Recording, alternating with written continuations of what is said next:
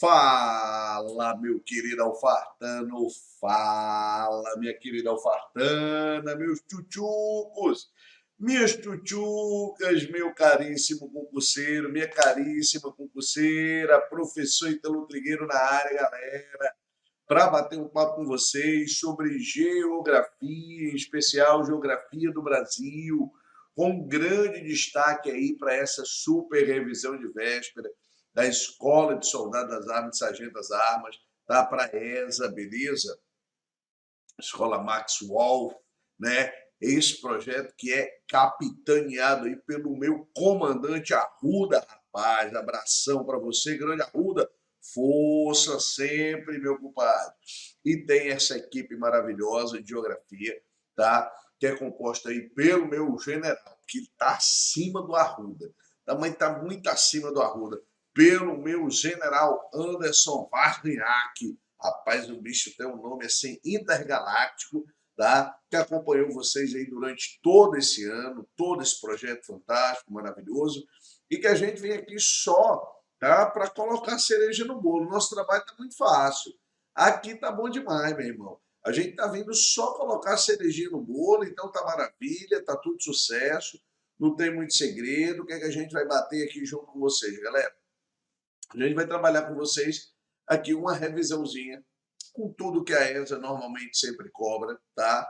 Com todas as cobranças, a prova é bem equilibrada, fica essa dica sempre para vocês. A prova da Escola de Sargento das Armas é uma prova equilibrada, parte dela é geografia física, parte dela é geografia humana.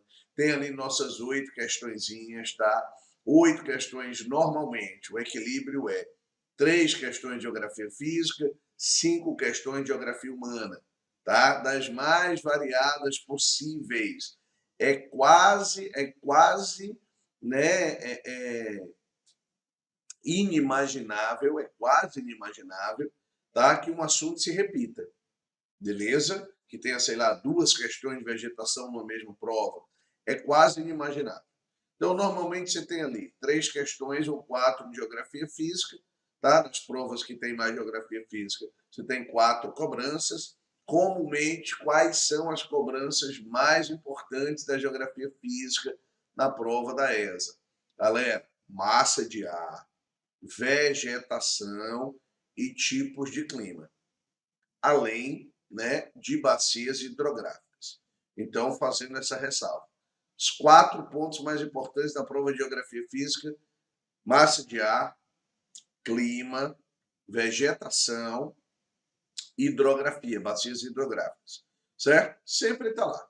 Na prova de geografia humana, a gente tem uma perspectiva que varia desde a questão da formação territorial brasileira, tá? E aí você pode pensar questões como as fronteiras, como a gente viu cobrança em algumas provas há pouco tempo, né? Questão que trata dos arcos de fronteira, da faixa de fronteira, questão que fala das cidades gêmeas que estão nessas fronteiras, tá? Então a gente pode falar disso, da questão que envolve a soberania nacional do território brasileiro, passando por uma Amazônia Azul, que é a área de fronteira brasileira, né? Então tem uma importância aí considerável, tá? E as questões mais corriqueiras, as questões mais comuns da parte de geografia humana da Escola de Soldado das Armas, está ligada à industrialização brasileira, está ligado à economia brasileira, está ligado ao modelo produtivo brasileiro, né? Então, assim, o processo industrial é sempre uma cobrança muito viva na prova da ESA.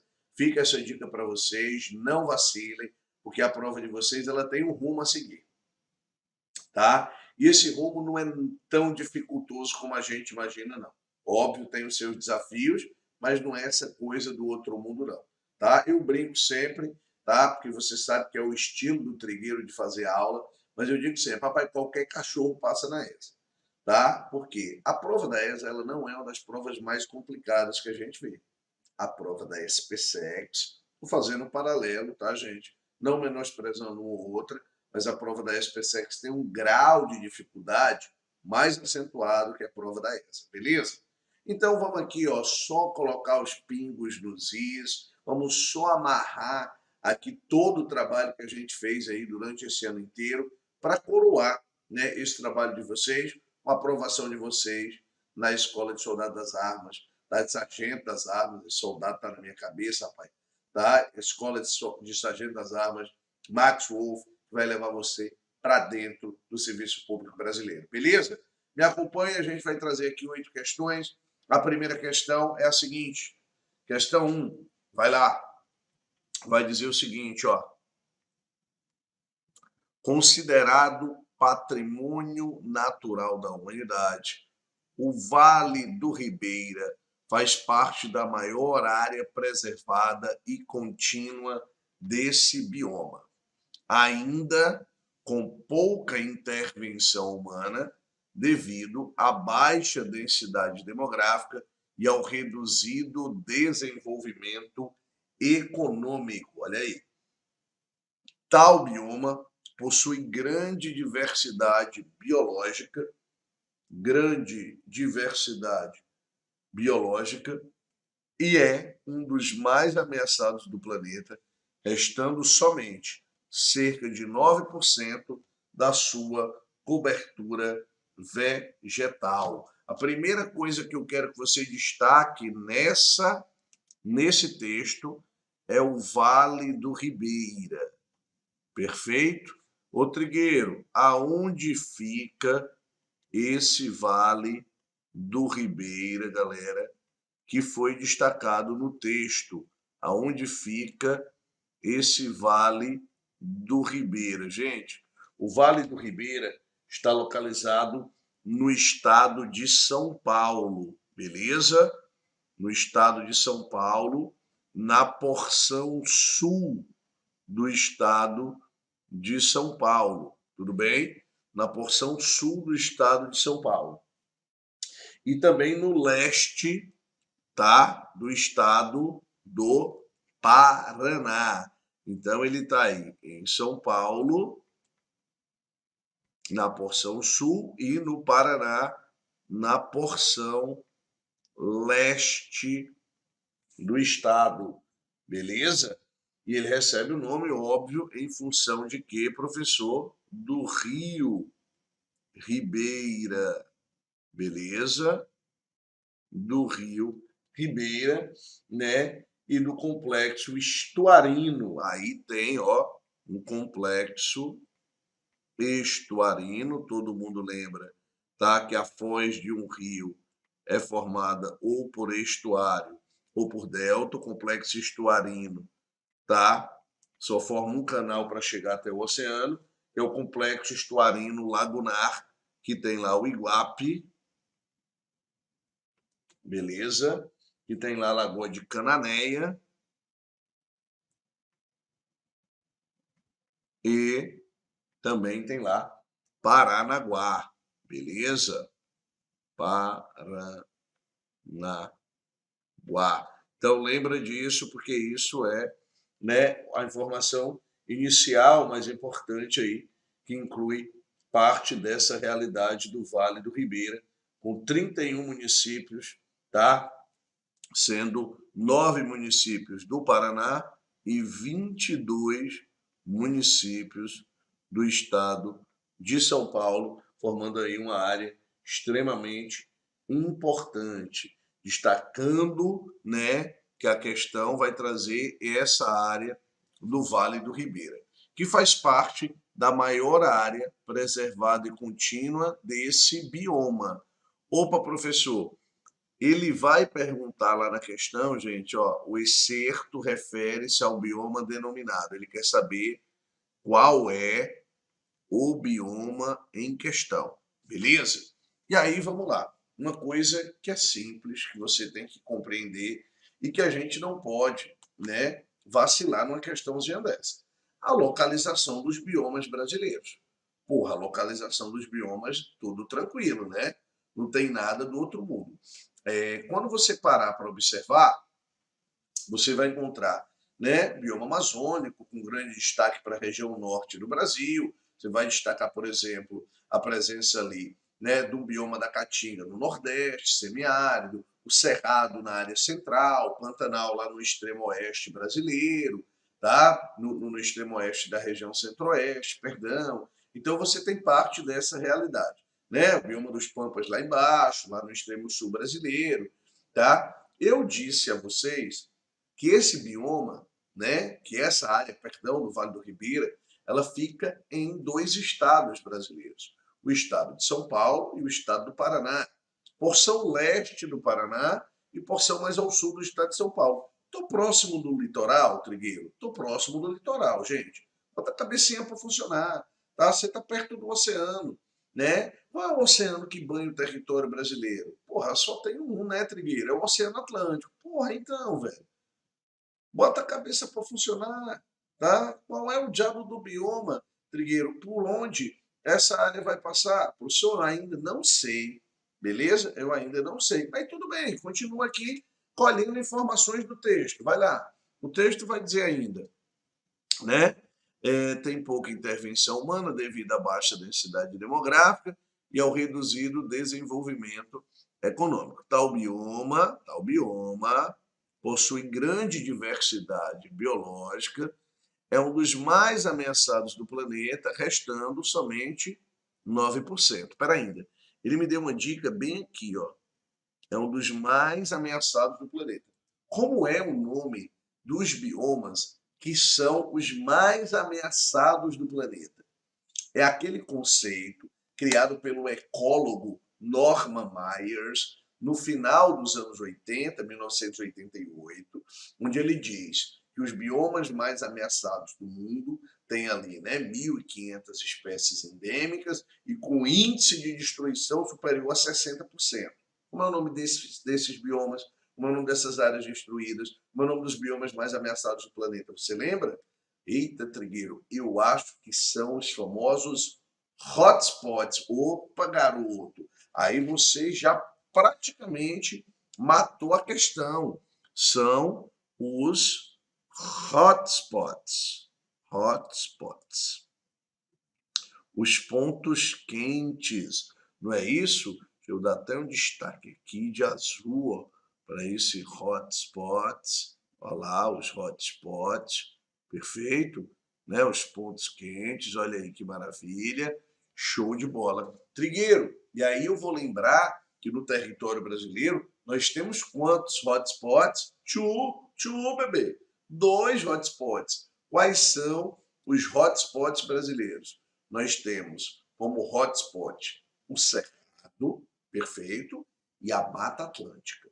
Eu tenho 2 hotspots no Brasil, Cerrado e Mata Atlântica. Só que ele me deu uma dica bem legal também, quando ele fala, aliás, eu que dei a dica, não foi ele não.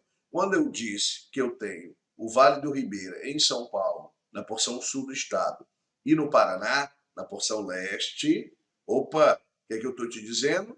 Eu estou te dizendo que eu estou perto do litoral, eu estou perto do oceano. O Cerrado brasileiro, por mais que ele se estenda como o segundo maior bioma do Brasil, por todas as regiões brasileiras, é isso mesmo que você ouviu, tá? Tem cerrado no Paraná, né, no sul, tem cerrado no oeste dos estados do Sudeste, principalmente, tem cerrado no Centro-Oeste, tem cerrado na Amazônia, né, nos estados do Norte do Brasil, tá? E tem cerrado também aonde? No Nordeste, beleza? Também no Nordeste.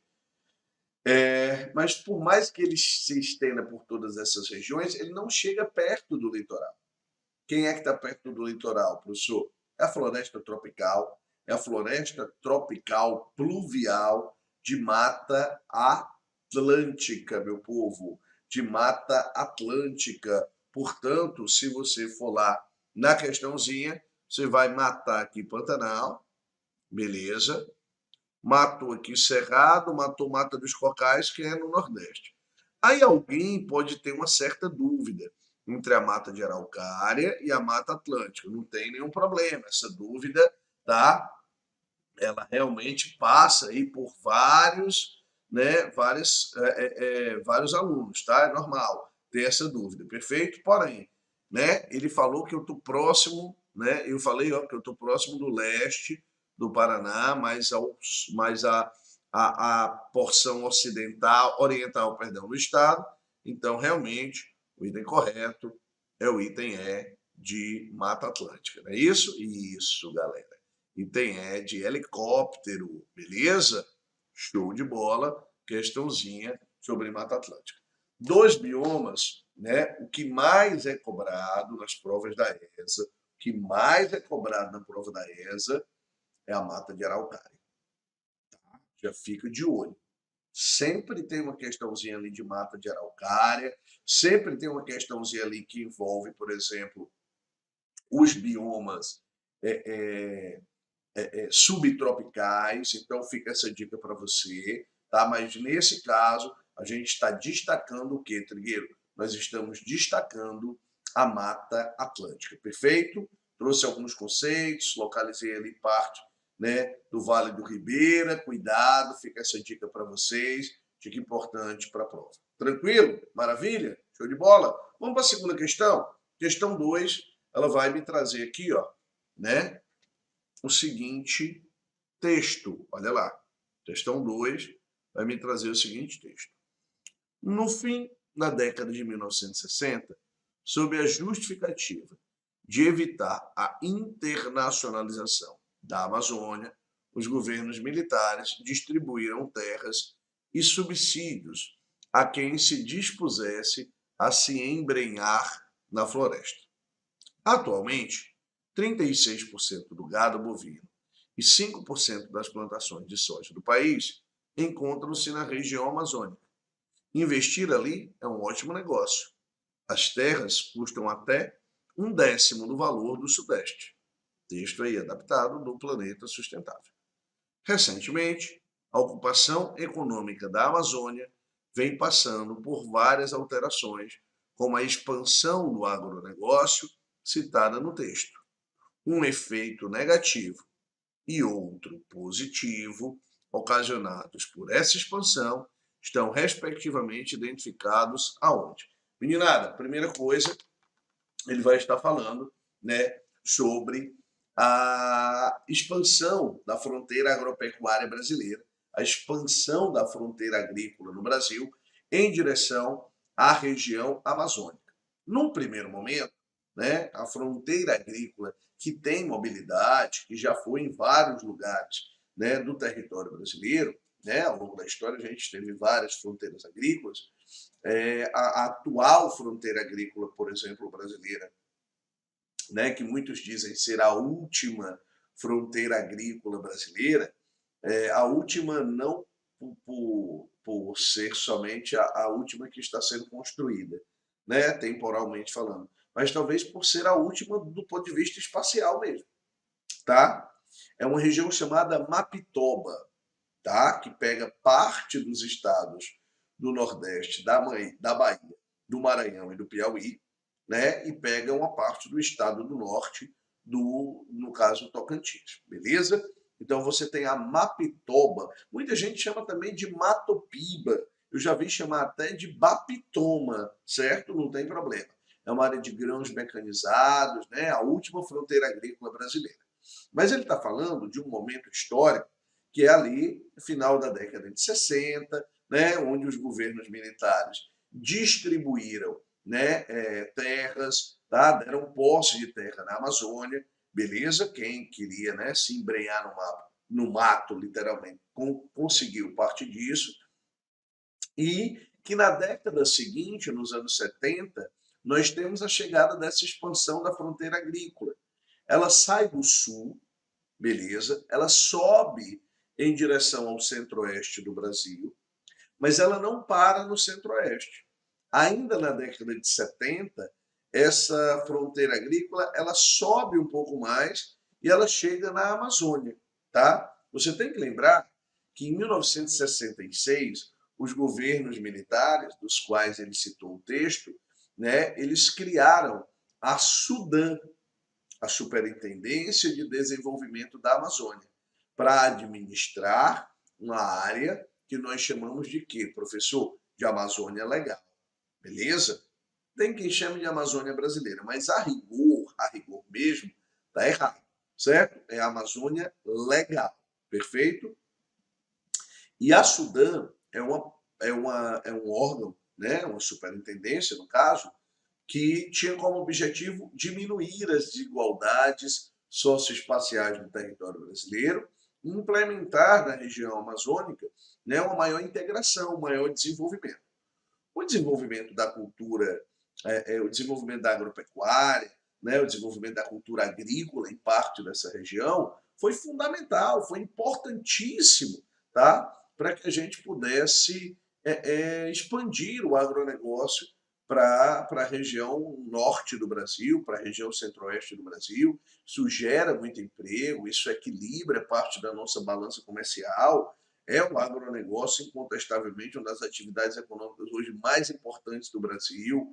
Eu costumo dizer sempre que não dá para brigar, né? Não dá para bater no agronegócio, mas também não dá para tapar o sol com a peneira e achar que está tudo uma maravilha, porque não é assim.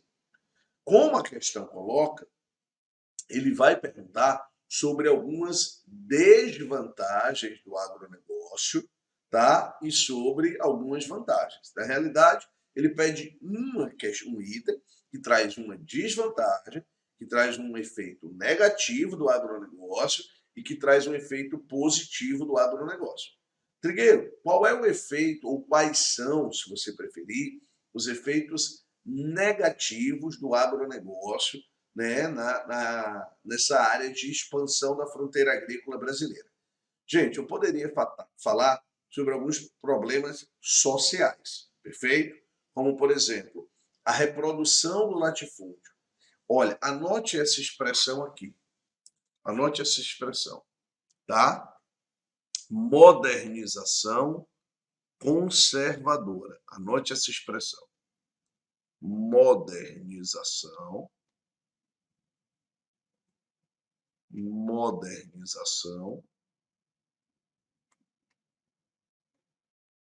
conservadora. Você concorda comigo que essa expressão ela é paradoxal? Ela é paradoxal? Professor, eu concordo, né? Como é que pode uma modernização ser conservadora? O Brasil, ele passa com essa expansão da fronteira agrícola por um processo de modernização, por certo, perfeito? Esse processo de modernização, que é extremamente importante para a economia brasileira até os dias atuais, que está ligado ao agronegócio, sem dúvida nenhuma, ele deu uma nova dinâmica ao campo brasileiro, né? Ele deu uma nova dinâmica ao espaço rural brasileiro, certo? Mas ele conservou alguns hábitos, algumas práticas históricas, seculares do Brasil, inclusive, como a presença do latifúndio. Tá? Então, a presença do latifúndio, a concentração de terras é ainda uma realidade do agronegócio brasileiro. Tá? Não adianta tapar o sol com a peneira aqui, não. Beleza? É ainda um problema social. Outro problema social ainda são as relações de trabalho que nós temos no campo. Tá? Muitas delas beiram a escravidão. O Brasil é um dos países, né, do mundo que ainda tem mais trabalhos análogos à escravidão no mundo e, quando não, trabalhos escravos de fato, perfeito, e vive sendo denunciado aí por organismos não governamentais que trabalham, né, avaliando essa perspectiva do trabalho, né, do trabalho análogo à escravidão ou do trabalho escravo mesmo. Então, o Brasil volta e meia vive sendo acusado. Eu tenho aí dois efeitos, né, já negativos, são dois pontos importantes que a gente poderia citar como sendo problemas de ordem, vamos dizer assim, social. Tá? Então, a gente tem isso como uma realidade. Do ponto de vista ambiental, eu também tenho alguns problemas, certo? Do ponto de vista ambiental, você pode citar o desmatamento, tá? Que tem três grandes vilões. Na realidade, hoje tem quatro grandes vilões. Gente, quem são os grandes vilões do desmatamento na Amazônia? Hoje, o maior vilão do desmatamento amazônico chama-se pecuária. Perfeito? Praticamente 70% de todo o desmatamento, 70% de todo o desmatamento que vem acontecendo na Amazônia brasileira e que vem crescendo, diga-se de passagem, nos últimos anos, triste realidade, mas cresceu, tá? É comandada, capitaneada por essa pecuária. Perfeito? É a pecuária, sim, o grande vilão desse processo. Tudo bem? Seguido pela soja, não dá para não destacar a soja, tá? Você tem a soja chegando ali no sul do Amazonas já, né? Cidades, por exemplo, como Lábrea, tá? Humaitá, né? São cidades que têm um nível de desmatamento muito elevado, beleza? Comparado, por exemplo, ao restante do estado do Amazonas, é um estado que preserva boa parte da sua formação vegetacional, mas são áreas onde você tem um prejuízo aí considerável, beleza? E mais recente, mais recente não, perdão. E em último lugar, a gente poderia falar da indústria madeireira e da indústria minero-metalúrgica. Essas duas compõem aí, né, o Pai, o Filho e o Espírito Santo e mais alguém do desmatamento, porque não só são três, são quatro. Tá? Então você tem literalmente esses três vilões do desmatamento. Queimada está sempre associada ao desmatamento. Né? Queimada está sempre associada ao desmatamento. Todas as vezes que eu tenho a prática de queimada e todas as vezes que eu tenho a prática do desmatamento, portanto, a supressão da vegetação, dois fenômenos acontecem com maior intensidade na Amazônia. Um é um processo chamado lixiviação. Todos vocês já ouviram falar disso. O que é a lixiviação, professor? É a lavagem dos solos, perfeito? É a lavagem do solo, na realidade. Então, o que acontece com os minerais? Eles infiltram no solo. E aí, o solo perde capacidade produtiva, tá bom? O solo perde capacidade produtiva. É tanto que é comum um erro, né? Um erro comum, é clássico, achar que os solos da Amazônia têm uma elevada fertilidade. Não tem. Beleza? Não tem justamente por quê? Por conta do processo de lixiviação. E o desmatamento também promove o assoreamento dos rios, que é quando você tem um entupimento do canal fluvial dos rios. Beleza?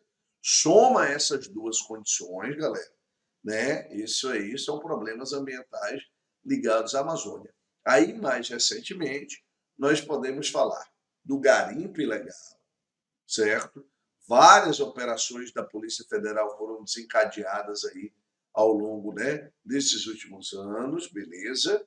E você pode falar também da pesca ilegal e, consequentemente, predatória. Perfeito?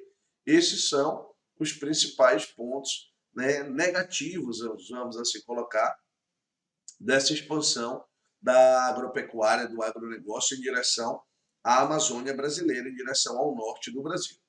Positivo a gente colocou, né? Geração de emprego, tá? O agronegócio equilibrando a balança comercial brasileira, a imagem da exportação lá fora, né? O Brasil é um dos grandes exportadores. O Brasil ele é chamado, tá, de Global Farm. Anota essa expressão aí, ó.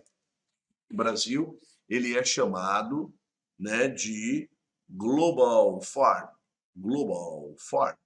Que é isso, professor? O Brasil é a fazenda do mundo, beleza? O Brasil é chamado também, a gente já ouviu a expressão Global Belt, né? O cinturão, né, global da comida, beleza? O Brasil é um dos grandes produtores. O Brasil ele alimenta, né, o mundo de comida. A gente tem que ter um certo cuidado com essas, né, afirmações mais, mais eufóricas, vamos assim colocar, que na realidade, boa parte do que a gente produz, que teoricamente era alimento, não vira alimento, tá? Então, boa parte da nossa soja, boa parte do nosso milho, boa parte da nossa cana-de-açúcar, na realidade, vai se transformar em quê? Em combustível lá fora, beleza? Então, a gente tem que ter um certo cuidado com essas coisas mais eufóricas, né? Mais até ufanistas, vamos assim colocar. Perfeito, galera? Na questão, ele vai me pedir um efeito negativo e outro efeito positivo. Res respectivamente. Então, o primeiro efeito que você tem que achar é negativo. Vamos ver o que tem de negativo nessa expansão do agronegócio em direção ao norte, em direção à Amazônia. Olha aqui. Pô, Trigueiro, desmatamento é um problema. Mas tu falou de assoreamento dos rios também. Pô, é um problema. Destruição da fauna, beleza. Poluição ambiental, gente, é muito generalista, não é? Pô, poluição ambiental é generalista. Então eu já vou meter o erradão aqui. Beleza? Já vou meter o erradão. O que é que tem de positivo, né, nessa atividade? Trigueiro, olha lá no item A, geração de emprego. Porra, isso é positivo. O item B vai falar de modernização de ferrovias. Aonde, cara pálida, pelo amor de Deus, que tem ferrovia moderna na Amazônia? Tá de sacanagem? Tu tá de sacanagem, meu irmão. Onde é que diabo tem isso na Amazônia? E ele fala no item C, perdão, no item C sobre renovação de fonte de energia. Beleza? Eu ficaria aí na dúvida entre o item A e o item C, ok? Mas dois problemas, né, dos problemas que a gente vê com maior intensidade aparecendo relacionados ao agronegócio, o desmatamento é mais evidente. Beleza? Então, o bom senso, às vezes, ajuda na hora da tua prova, bebê. Certo? Vamos lá? Item correto. Item A de alfartano. Olha aí. Item A de alfartano. Vou botar até de azul aqui, que é para combinar. Né? Ah, o azulzinho mais cobiçado do Brasil. Item A de alfartano. Força. Beleza? De alfa com. Ai, papai. Ei, vamos para a terceira questão? Olha lá. Questão 3 vai dizer o seguinte. Região Centro-Sul moeu 440,44 milhões de toneladas de cana-de-açúcar. Considerando as formas de regionalização do espaço brasileiro, é correto afirmar que a manchete faz referência à proposta das regiões. Opa, peraí, né? Ele vai pegar que região? Uma região chamada de Centro-Sul. Você aprendeu lá na escolinha da tia Teteca, quando você era menino velho, né? O Trigueiro aprendeu quando ele era trigueirinho, lá na escolinha da tia Teteca, tá? Que o Brasil se divide em 5 grandes regiões. Foi isso que a gente aprendeu? Quais são essas 5, Trigueiro? Você tem lá o Norte, o Nordeste, o Sul, o Sudeste e o Centro-Oeste. Não foi isso que nós aprendemos? Foi, beleza. Mas eu queria dizer que essa é só uma das formas de regionalizar o espaço brasileiro. É uma das formas. Regionalizar é agrupar, por exemplo, estados, né, por características comuns.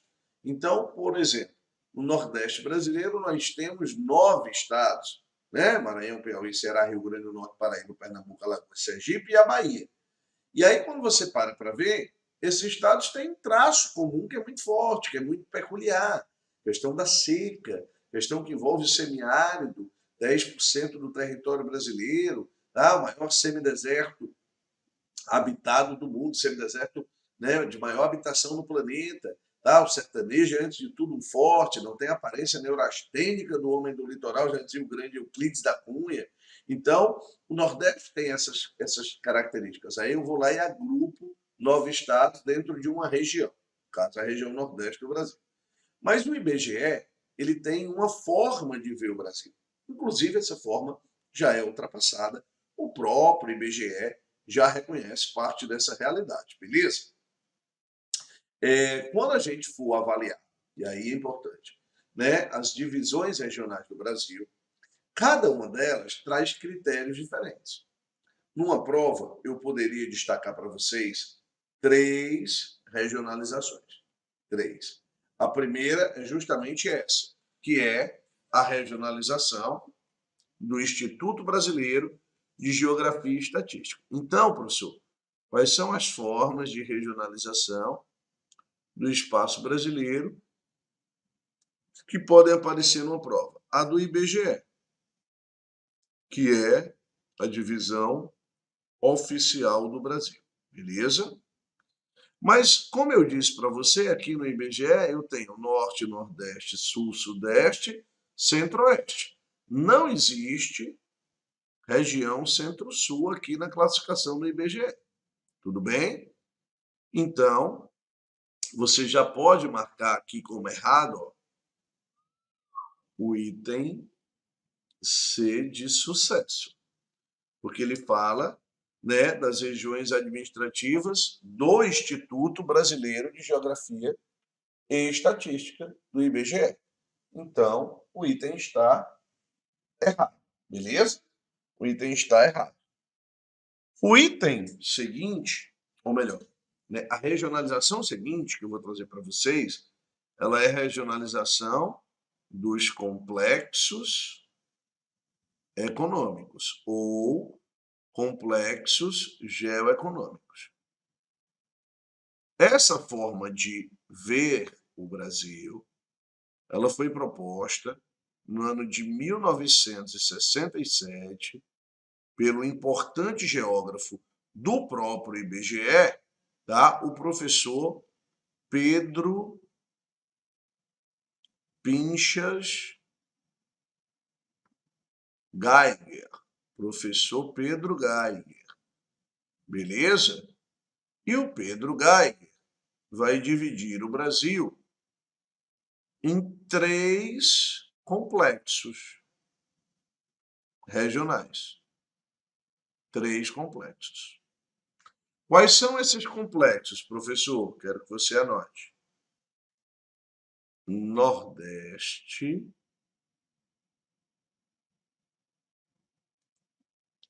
Amazônia e Centro-Sul. Opa! Opa! Beleza, professor. Tá? Beleza. Então, peraí. Sabendo disso, eu já sei que o item D de dado é o item correto. Já todas as outras opções trazem outras formas de regionalizar o país. Nenhuma está errada, gente. Todas estão corretas. Só que cada uma delas adota um critério diferente. Essa é a grande questão. Beleza? Essa é a grande questão. E aí, vamos lá. Já posso marcar o item D de dado como item correto. Beleza? Mas eu quero que você veja os outros itens. No item A, ele falou dos domínios morfoclimáticos do professor Absaber, né, os domínios de natureza do Brasil, perfeito. São aqui 6 domínios de natureza do Brasil, tudo bem. Você tem aqui o domínio dos mares de morros, beleza. Você tem o domínio, né, amazônico, você tem o domínio das caatingas, o domínio das depressões interplanálticas semiáridas setentrionais nordestinas, você tem o domínio dos cerrados, o domínio das araucárias e o domínio das pradarias, tá bom? E o domínio das pradarias. Também não tem região Centro-Sul, na realidade a gente já achou o item correto, beleza? Então o item, né, A está errado, tudo bem? Trigueiro, o item B de bola vai falar sobre a regionalização da professora Maria Adélia de Souza, dos grandes nomes da geografia brasileira, parceiríssimo ali, né, do professor Milton Santos, tá? Eu não lembro, né, ao certo, de ter regionalização da Maria Adélia, tá? Eu não lembro ao certo de ter regionalização da Maria Adélia, tá? Então, eu já elimino o item B. Não lembro ao certo. O último item vai falar de quem? De Milton Santos, do professor Milton Santos. E vai falar do meio técnico científico informacional de Milton Santos e da professora Maria Laura Silveira, né, que deu origem, inclusive, a uma obra, a um livro, né, a um livro. E aqui é assim, a gente mata a cobra e mostra a cobra morta. Essa obra bem aqui, tá? Essa obra bem aqui do professor Milton Santos, né? Eu vou até pegar essa obra, tá? Para você ver, para dizer que é mentira do tio Trigueiro. Aqui. Beleza? Aqui você tem a obra, vou mostrar aqui para vocês, professor Milton Santos, professora Maria Laura Silveira, aqui o nome do homem, aqui o nome do homem, Milton Santos Maria Laura Silveira. Essa obra é de 1999, é um clássico da geografia, tá? Clássico da geografia brasileira. E é onde o professor Milton Santos vai apresentar para a gente a sua proposta de divisão regional do Brasil, que ele, né, intitula aqui Os Quatro Brasis, tá? Os Quatro Brasis, que é essa propostinha aqui. Beleza? Aqui a gente mata a cobra e mostra a cobra morta, tá? Que a gente faz o negócio acontecer. São 4 Brasis aí, tá? Uma região chamada Amazônia, uma região chamada Nordeste, uma região chamada Centro-Oeste, e nessa classificação do Milton Santos vai aparecer uma região chamada concentrada, porque ela concentra todo o meio técnico, científico e informacional. Beleza? Ela concentra as características principais desse meio técnico, científico e informacional. Portanto, né, essa questão não está pedindo a classificação do Milton Santos, porque ela falou de quem? Ela falou da região Centro-Sul, e somente na classificação do Pedro Geiger é que nós temos uma tal de uma região Centro-Sul. Portanto, item correto da questão, galera, item D de dado. Beleza? Só mostrar mais uma vez. Item correto, item D de deu certo. Maravilha? Show de bola, tranquilidade. Perfeito. Vamos para a quarta questão. Questão 4 vai trazer aqui um mapa. Beleza, olha lá. Observe o mapa. Em seguida, analise as proposições. Todas estão corretas, exceto o que se afirma onde? Gente, ele está, né, pedindo a questão falsa, beleza? Ele vai pedir para a gente a questão falsa, tá? Então, muito cuidado quando a gente for falar disso dentro do território brasileiro, tudo bem? Olha lá, professor, que mapa é esse? Ele está trazendo o mapa do carvão mineral no sul do Brasil. Perfeito? Isso aí, gente, é uma regiãozinha que nós chamamos de quê, ó? Cinturão carbonífero. Tá? Cinturão carbonífero. Esse cinturão carbonífero, né, é onde nós temos grandes quantidades de carvão. Tem carvão no Paraná, em Santa Catarina e no Rio Grande do Sul, em boas quantidades. Também tem, né, em Minas, São Paulo, Bahia, enfim. Mas aqui é onde eu tenho, né, uma grande produção mineral. Beleza? A produção desse minério, né, desse mineral no Brasil, abrange em grande escala um tipo de carvão que nós chamamos de quê, professor? Subbetuminoso, subbetuminoso ou betuminoso.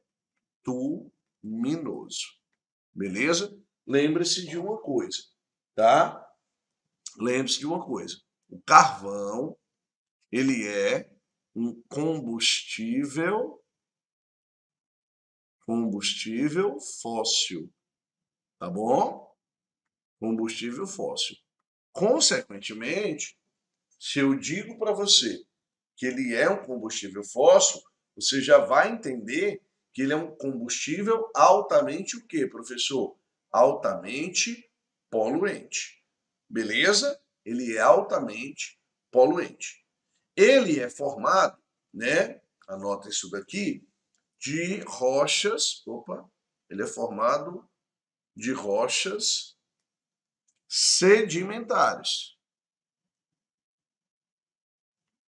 Tá? Rochas sedimentares.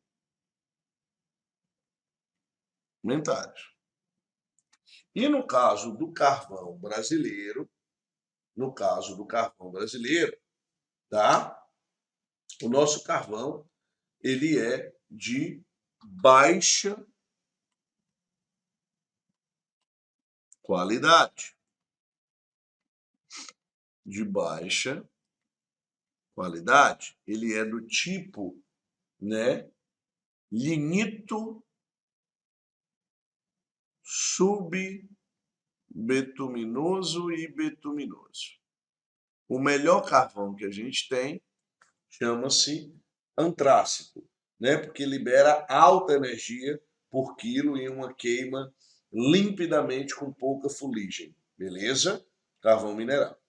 Carvão mineral que é utilizado aí para produzir energia elétrica em usinas termoelétricas e daí por diante, perfeito? Então você tem parte disso aí. Por que o carvão não é tão adotado no Brasil, professor? Porque não é tão bom. Beleza? Que não é tão bom. Resumindo a obra, tá? Resumindo a obra. Uma pergunta que eu sempre faço para gente, para os alunos. Quem é o maior produtor de carvão mineral do Brasil? Qual estado é o maior produtor? Certo? E a outra pergunta é qual é a maior reserva, tá? Qual é a maior reserva? Beleza? Qual é a maior reserva? Maior produtor carbonífero do Brasil, tá? O Brasil é um dos grandes produtores, é um dos pequenos produtores do mundo, mas o maior produtor que a gente tem é Santa Catarina. Santa Catarina. Certo? Então já fica essa dica para você. Maior produtor de carvão mineral do Brasil, Santa Catarina. Perfeito? Porém, tá? Aonde, professor? Lá em Santa Catarina, né? Tem que lembrar, lá no Vale do Rio Tubarão, certo? No Vale do Tubarão. Você vai pegar ali, né? Cidades como, por exemplo, né? Lauro Miller, tá? Você vai pegar Criciúma, Siderópolis, Uruçanga, aqui, ó. Beleza? Agora, uma coisa importante é saber que, além do maior produtor, quem é a maior reserva? Maior reserva. Maior reserva não é em Santa Catarina, tá? Maior reserva, gente, é no Rio Grande do Sul. Beleza? Maior reserva fica no Rio Grande. Então, cuidado aí quando você for falar sobre carvão mineral, porque é um assunto realmente bem relevante quando a gente vai tratar aí de energia. Beleza? Tranquilo? Lembre-se que ele está pedindo o item falso. O item falso. Beleza? Vamos ver as opções. Vamos ver os itens. O item. Opa, o item A, vai dizer o seguinte, ó. O carvão mineral é uma rocha sedimentar combustível. Não somente o Brasil, mas todo o hemisfério sul é pobre nesse recurso. Eu digo sempre para você ter muito cuidado com questões que trazem isso aqui. Isso é uma generalização.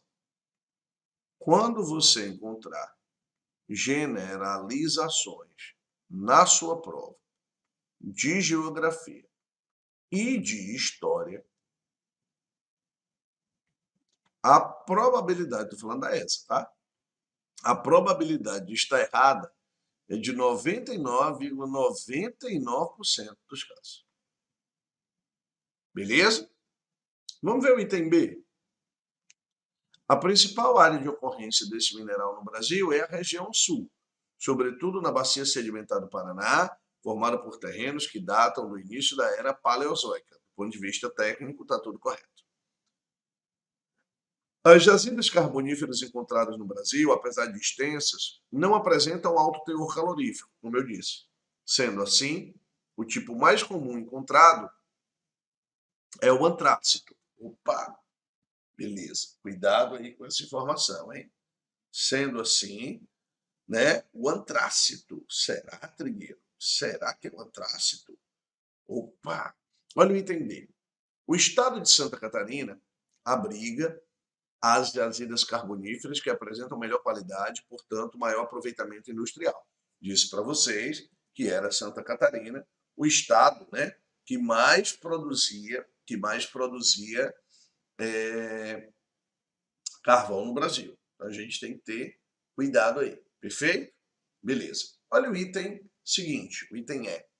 Beleza? O item E vai dizer o seguinte: o carvão mineral brasileiro, antes de ser utilizado em metalúrgicas e siderúrgicas, deve passar por processo de purificação e ainda ser misturado ao mesmo mineral importado. Será, Trigueiro? Né? Será? Então vamos lá. Qual é o principal tipo de carvão mineral encontrado no Brasil, Trigueiro? O principal tipo de carvão mineral encontrado no território brasileiro, tá? Principal tipo, né, de carvão mineral encontrado no Brasil, de acordo com o Serviço Geológico Brasileiro, beleza? De acordo com o Serviço Geológico Brasileiro, né? É um carvão que a gente chama de lignito. Falei isso para vocês, tá? Lignito, que não tem um poder tão bom de quê? Beleza? Então a gente tem que lembrar desse território, dessa condição.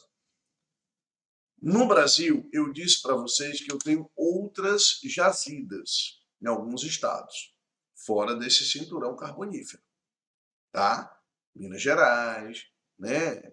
Amazonas, Pará, tá? São Paulo, até no Piauí a gente encontra algumas reservas de carvão, certo? Então, quando eu paro para pensar nessa realidade, tá? O item, né, C, ele gera uma grande dúvida para a gente. Por quê, professor? O item C vai dizer assim, ó, avalie com cuidado, certo? As jazidas carboníferas encontradas no Brasil, apesar de extensas, não apresentam alto teor calorífico, beleza? Opa! Ele falou das jazidas de onde, Trigueiro? Do Brasil como um todo. Tá certo? Do Brasil como um todo. Perfeito? E se você parar para observar, né? Se você parar para observar, ele vai dizer o seguinte: sendo assim, o tipo mais comum encontrado é o antrácito. Opa!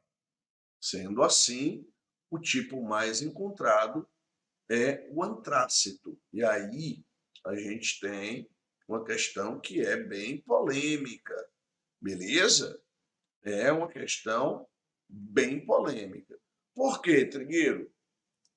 porque há controvérsias sobre qual é a maior reserva. Se é o lignito, se é a tufa, lignito e hulha, beleza? Ou o antraço. Eu estou aqui no site, por exemplo, tá, da CPRM, é a Companhia de Pesquisa de Recursos Minerais, Governo Federal, beleza? E lá eu tenho carvão no Brasil. E ele diz assim: o Brasil possui reservas de tufa, lignito e hulha.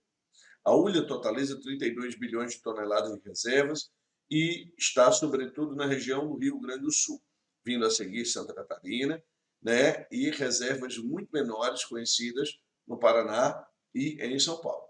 No nosso país está em 10º lugar em termos de reservas mundiais, com 1% do total. Somente a jazida, né, de Candiota, no Rio Grande do Sul, possui 38% de todo o carvão nacional, apesar de ser a maior reserva, não é quem mais produz. Beleza? Carvão de boa qualidade, adequado para uso em metalurgia, em grande volume, né? Foi descoberto em algumas jazidas no Rio Grande do Sul, mas em profundidades relativamente grandes, o que inviabilizou esse processo.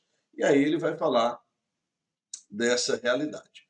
Beleza? Ele cita, sobremaneira, os estados do sul do Brasil. Beleza? Rio Grande do Sul, Paraná e Santa Catarina, que é onde está o cinturão. Mas ele deixa de lado outros estados. Perfeito? Onde eu encontro a presença de antraço. Tá? Nessa questão, o item C é muito polêmico. Mas o gabarito oficial da questão traz como item errado ou mais errado, beleza? Que item trigueiro? O item, anota lá, A, de alfartano. Por quê? Porque ele fez uma generalização. Beleza? Ele fez uma generalização. Eu, particularmente, acho que o item falso dessa questão é o item C. Beleza? Eu, particularmente, acho que o item falso dessa questão é o item C. É uma questão que é passível de um recurso de anulação. Por que eu coloquei essa questão, professor? Uma super revisão de véspera. Tá? É para te dar algumas dicas. Beleza? Cuidado. Porque a tua prova ela já teve questões anuladas há pouquíssimo tempo. Então, isso pode aparecer, pode gerar uma certa dúvida. Não vai bater tanta cabeça na hora da prova, não. Tá? Porra, Trigueiro, enganchei aqui na questão, enganchei. Olha o tempo, galera. Olha o tempo. Enganchou, passa para frente. Vai para o simples. Certo? Aprenda que, além de conteúdo, você tem que saber fazer a prova. Tranquilo? Então, deixa aí, né, como item mais errado, o item A de amor, de alfacom, e de filho do égua, como é que tu faz isso comigo, tá? E deixa o item C aí na peinha, tá? Deixa o item C aí na peinha. Beleza? Vamos para a questão seguinte, galera. Questão que vai trazer aqui, né, uma questão de geografia humana agora, beleza? E vai dizer o seguinte: os movimentos migratórios existentes no Brasil a partir de 2001 mostram que 41% dos habitantes do país não eram naturais do município de residência e cerca de 16% deles não eram procedentes da unidade federativa em que moravam. Isso mostra uma taxa de migração muito elevada no território brasileiro. Beleza? Uma taxa migratória muito elevada. Qual é a região do Brasil, professor, que tem a maior taxa de imigrantes morando no território? Anota aí. É a região centro-oeste. É a região centro-oeste do Brasil. Beleza? Pela primeira vez, só para você ter uma noção do que eu estou falando. Pela primeira vez, o censo que está sendo feito de 2022 vai trazer o Distrito Federal com o maior número de brasilienses do que de indivíduos que nasceram fora do Distrito Federal. Pela primeira vez, olha que maluquice. Então, só nesse censo agora é que os brasilienses serão mais que 50% da população do Distrito Federal. A maioria, né, até então, vinha de outras unidades federativas. Olha que maluquice, tá? Olha que maluquice. Então, você tem parte desse composê aí que eu estou trazendo para vocês, beleza? A região centro-oeste é a região de atração de imigrantes. Gente, por favor, cuidado para não dizer que o Trigueiro disse que é no centro-oeste que tem mais migrante no Brasil. Não disse isso. O que eu disse foi que na composição total da população, o maior número de imigrantes é no centro-oeste. Na composição percentual, maior número, né, é na região centro-oeste do Brasil. Em números absolutos, a gente entende que o Sudeste ainda lidera isso e muito dificilmente vai perder esse posto. Muito dificilmente. Perfeito? Beleza? Maravilha? Vamos aqui, né, continuar a questão. Ele vai dizer o seguinte: considerando a realidade exposta, assinale a alternativa que apresenta corretamente motivos que estimularam fluxos migratórios desse período. Eu estou falando do ano de 2001 para frente, correto? Estou falando do ano de 2001 para frente na questão de número 5, na questão de número 5. E aí ele vai dizer o seguinte, olha lá, item A. A ausência de ciclos econômicos e de investimentos produtivos públicos ou privados. Gente, a ausência de ciclo econômico não ajuda no processo migratório, tá? Não ajuda. Qual é, Trigueiro, a principal causa de migrações, né? Não só no Brasil, mas no mundo inteiro? Questões econômicas, tá? Principal causa de migrações, questões econômicas. Beleza? Então, quando a gente for parar para observar esse cenário, se eu não tenho um ciclo econômico, como é que eu vou ter atividade migratória? Não tem. Então, o item está errado. O item B vai dizer o seguinte, olha lá. A contínua e crescente desintegração dos espaços urbanos e rurais. Gente, espaço rural e espaço urbano no Brasil, eles estão cada vez mais interdependentes. Eles estão cada vez mais integrados, tá? É o rural no urbano e o urbano do rural, né? É tanto que a gente fala em urbanização, perfeito? Em urbanização. Portanto, item B também não pode ser. Olha o item C. A migração pendular que provoca um estado de crise permanente de repulsão da população. Olha isso aqui. Permanente. Tá? A migração pendular, gente, ela é temporária. Ela é uma migração que tem que durar quanto tempo, professor? Normalmente 24 horas. Mas essa migração, ela tem um caráter que normalmente é urbano. Perfeito? Então, eu não consideraria esse item como um item correto, não. Tá? Não consideraria esse item como um item correto de forma alguma. Perfeito? Vamos ver aqui o item seguinte, tá? Da saída do campo para a cidade devido às precárias condições de trabalho lá existentes. Pode ser. Olha o item E, o desenvolvimento dos sistemas de transportes, energia e comunicações. Gente, o que é que mais interfere, o que é que mais muda, né, no cenário da migração no Brasil? Ele está falando de 2001 para frente. Se eu estivesse falando da década de 70, de 80, eu não tinha dúvida que eu ia marcar o item B. Só que ele não está falando desse momento. Ele está falando já do século XXI. Ele está falando do ano de 2001 para frente. E o que mais interfere, ó, dica, hein?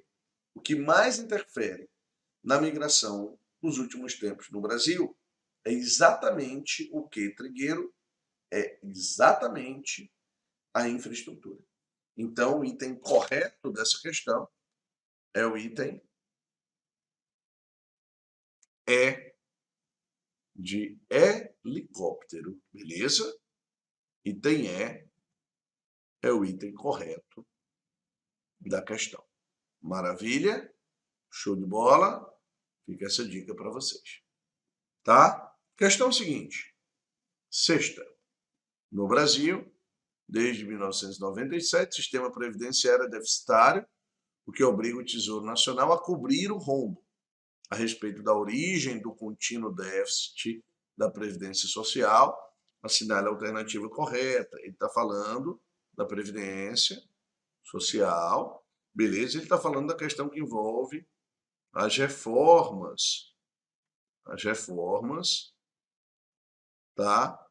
Previdenciárias, as reformas da Previdência, que nós passamos, a última reforma, né, da Previdência, aprovada ali no ano de 2017 para 2018, beleza? A época do governo do senhor Michel Elias Temer, beleza? Mas a gente teve outras reformas em outros governos anteriores. O governo Lula fez reforma previdenciária, tá? Nós vamos ter outras reformas previdenciárias no Brasil, não se iluda, né? A questão que envolve a Previdência é uma questão muito polêmica, porque trata do nosso mercado de trabalho, né?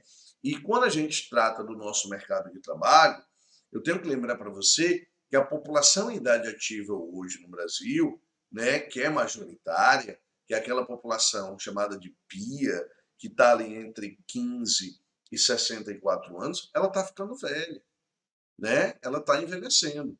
E a base da nossa pirâmide etária, que são jovens, que é a moçada que está lá, né, na base da pirâmide, lá no início da pirâmide, ela não está acompanhando essa substituição da população, não. Em qualquer país do mundo, gente, esse desequilíbrio entre uma taxa de natalidade que vem sendo reduzida consideravelmente, tá? E um número de idosos muito elevados, em qualquer lugar do mundo, isso vai gerar problemas na Previdência. Beleza? Isso vai gerar problemas na Previdência. Não tem para onde correr. Ele pergunta na questão a respeito da origem do déficit. Onde é que está essa origem? Está nessa relação aí. Beleza? Vamos caçar essa relação nos itens? Me acompanhe. O item A vai dizer o seguinte, olha lá. O item A vai dizer o aumento, vou pegar aqui o meu pincel, o aumento do emprego informal, procedimento adotado para estimular a retomada do crescimento econômico, desonera a folha de pagamento, que diminui a arrecadação. Gente, emprego informal, ele não estimula a retomada de crescimento econômico, não, tá? O item aí está equivocado. O item aí está errado, beleza? Cuidado com esse tipo de informação, tá? O item B de bola vai dizer o seguinte: o crescimento do desemprego leva o governo a suspender o seguro-desemprego e abono salarial, o que deteriora a contabilidade previdenciária. Também está errado, tá? o governo não suspende esse seguro-desemprego de forma alguma aí, quando há o crescimento do desemprego de uma forma geral, beleza? Então, tá errado.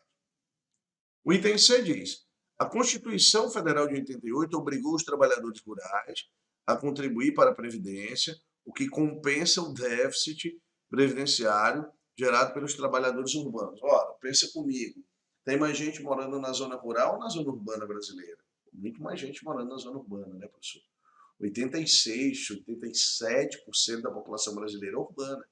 Pô, então não tem como compensar com o trabalhador rural. Tem que estar errado. O item D vai dizer o seguinte, ó, o Brasil desfruta do bônus demográfico, ou seja, tem mais pessoas aposentadas que em idade ativa, o que deverá agravar, o déficit previdenciário nos próximos anos. Gente, o bônus demográfico não é isso, tá? O bônus demográfico, ou janela demográfica, é um momento da história onde nós temos o momento ideal para o crescimento econômico, justamente por conta de quê, professor? Dessa população em idade ativa ser a maioria. E no Brasil a gente está vivendo isso, tá? No Brasil a gente está vivendo isso. Então, professor, por que a gente não está crescendo economicamente? Entre os motivos estruturais para um não crescimento econômico brasileiro está a baixa qualificação desse trabalhador. Tá? E aí a gente vai perder, muito provavelmente, essa janela demográfica. Se eu não qualifico o meu trabalhador, se eu não invisto nele, meu compadre, o problema fica escancarado. Infelizmente, faltam investimentos em ciência, em tecnologia e em formação no Brasil. Triste realidade, mas é um fato. A educação sempre foi relegada a um segundo plano no Brasil, com raríssimas exceções. Raríssimas. Beleza? Então, o problema está onde, Trigueiro? Olha lá. Olha lá o item E. Gente, a população em idade ativa, majoritária hoje, está envelhecendo, sem que haja um contingente equivalente de jovens no mercado de trabalho para arcar com o aumento futuro dos custos da aposentadoria. Essa questão é uma questão interessantíssima e o gabarito, o item correto da questão, é o item E de helicóptero. Beleza? Show de bola? Questãozinha muito interessante. Questão 7.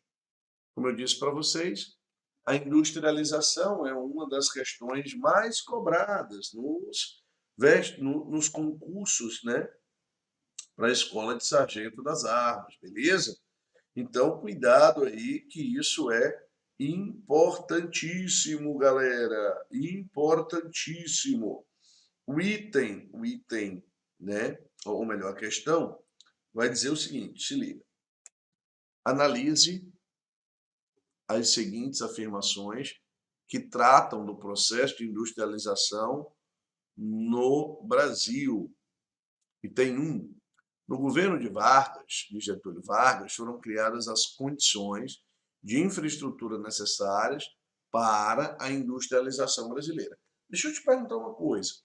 O Brasil, professor, ele é um país industrializado? O Brasil, ele tem um nível de industrialização elevado? Tem, gente. O Brasil é um país industrializado. Tá? O Brasil tem uma indústria diversificada, diga-se de passagem, né? Uma indústria que está concentrada, principalmente no Sudeste brasileiro, né? E uma indústria que vem sofrendo bastante nos últimos anos com as últimas crises, certo? Afirma-se até num processo de desindustrialização brasileira. E aí, né, quem constrói a base desse processo industrial, quem dá o rumo, quem dá o norte, é Menino Vargas, a partir dos anos 30. Com a crise de 1929, a crise do café, o Brasil tem uma mudança, né, de postura do ponto de vista econômico. Essa mudança é em direção à atividade industrial, Quem não quebrou com café passou a investir na atividade industrial. Café que era produzido principalmente em São Paulo, né, serviu de base econômica para a gente construir a indústria brasileira, inclusive, no ano, né, posterior à Revolução de 30, ao golpe de 30, a chegada do poder do Vargas em 1930, foi criada em 1931, foi fundada em 1931 em São Paulo, a Fiesp, Federação das Indústrias do Estado de São Paulo, que ainda hoje é a maior federação das indústrias da América Latina. Beleza? Então, professor, item 1 está certo. Se o item 1 está certo, aprendam a fazer questões desse tipo, tá? Questões que têm itens. O item 1, ele está correto. Se o item 1 está correto, vai lá nos itens. Opa, pode ser o A? Pode não. Pode ser o C? Pode não. Maravilha. Vamos ver agora o item 2. O item 2 vai dizer o seguinte, olha lá. O governo de Juscelino Kubitschek priorizou a construção de rodovias e obras para a geração de energia. Trigueiro, o rodoviarismo brasileiro, volta e meia, né, ele cai no espinhaço do Juscelino. Tudo bem, realmente foi Juscelino Kubitschek, né, que deu o norte do rodoviarismo no Brasil como a política de transportes do país.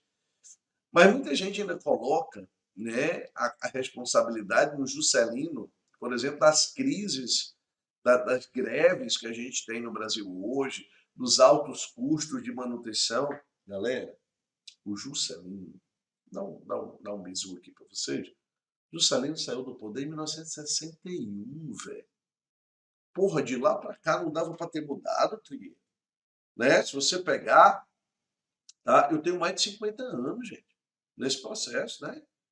71, 81, 91, 2001, 2011, 60 na realidade, mais de 60 anos, porra, tá de sacanagem, né? Mas foi o Juscelino Trigueiro que priorizou essa construção de rodovias e também obras para geração de energia, item, né? 2 também é correto.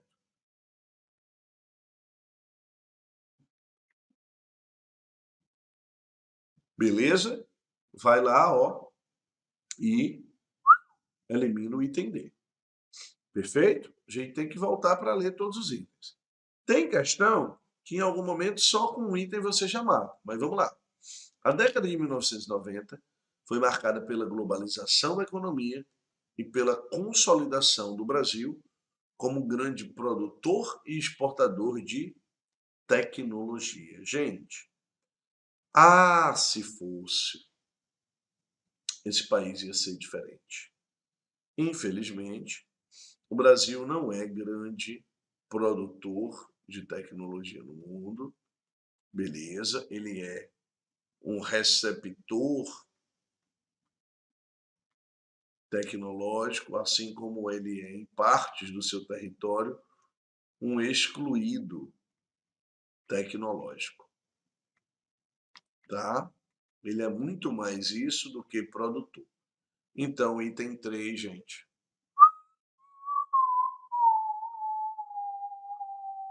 Tá errado. Sobrou para mim o item B de beleza. Maravilha, tranquilidade, não tem muito segredo. Para conta, vamos para a oitava questão. Oitava questão vai trazer esse gráfico lindo aí, que a gente chama de quê, professor? Climograma. Beleza? Climograma. Ele pegou um lugar qualquer e trouxe aí para mim o climograma. Beleza? O climograma, gente, mede duas coisas. Ele vai medir temperatura média. Onde é que está a temperatura média, professor? Está aqui, ó, nessa linhazinha. Beleza? Está aqui, ó. Tudo bem? Olha lá. Está aqui nessa linhazinha. E ele mede também a precipitação mensal, o índice de chuva. Aonde? Nessas colunas. Ó. Nas colunas, tá? A gente tem o índice de chuva. Você consegue perceber uma coisa nesse climograma em questão, tá? O que é que você consegue perceber, professor?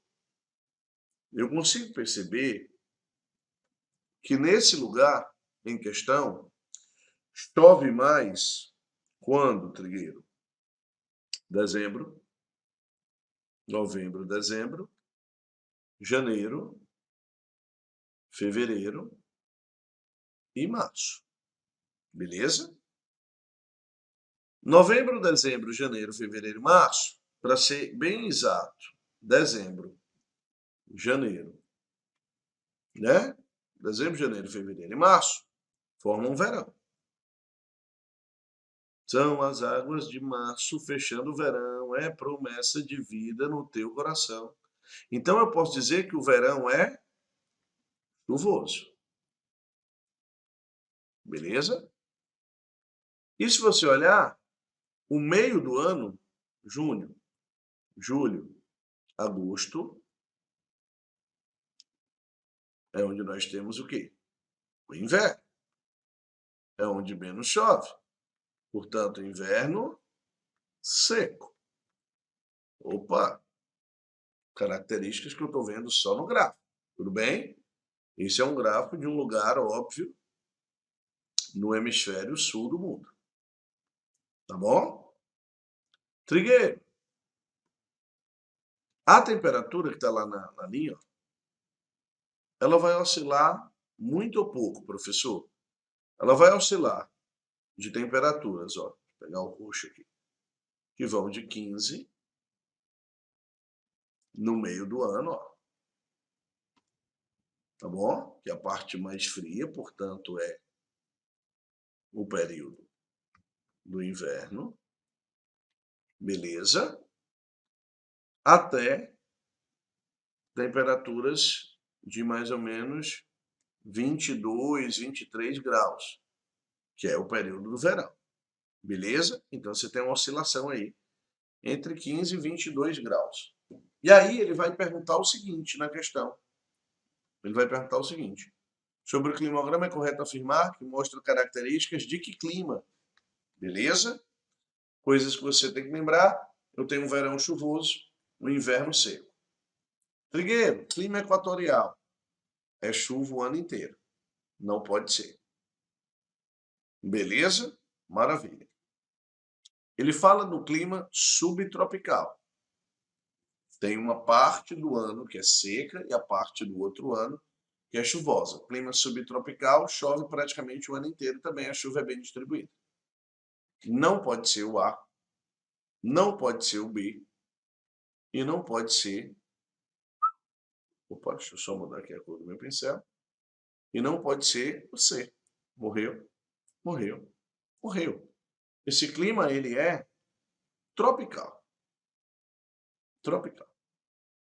Beleza? Aí ele vai me dizer o seguinte: tropical com amplitude térmica anual da ordem de 10 graus Celsius, perto de 10 graus, e verões quentes e chuvosos. Ou ele me diz o seguinte: tropical, com as maiores precipitações durante a primavera e baixas temperaturas nos equinócios. Volta aqui para o gráfico. Professor, quando é que mais chove, que eu disse para vocês? No verão. Não é na primavera, é no verão. Beleza? Por certo que a primavera ela entra um pouquinho aqui em novembro, dezembro, né? Mas não é aí que mais chove, é no verão. Então, professor, não pode ser o item de Eva, o item correto é de Deus. Beleza? É de Deus. Fiz só uma interpretaçãozinha desse gráfico para vocês, tá, galera? Para falar sobre os climas, né, do Brasil. Perfeito? 8 questões para conta, passeamos por diversos assuntos, né, que aparecem na prova de vocês aí. vai para a prova tranquilo, vai para a prova confiante, você fez o seu melhor, você arrebentou a boca do balão e agora é só chegar lá e gabaritar tudo o que a gente trabalhou com vocês em sala de aula, né, durante esse ano inteiro. Beleza? Show de bola? Tio Trigueiro está aqui, sempre na torcida por vocês. E essa equipe aqui, tá? Alfacom, essa equipe alfartana, ela acredita demais nos sonhos de vocês. Nós realizamos as nossas conquistas através dos sonhos de vocês. Vai lá, meninada, brilhem. O Exército Brasileiro é de vocês. Hop! Sentido! Aprovação garantida é só aqui no Alfacom. Forte abraço, até o nosso próximo encontro. E Alfartano...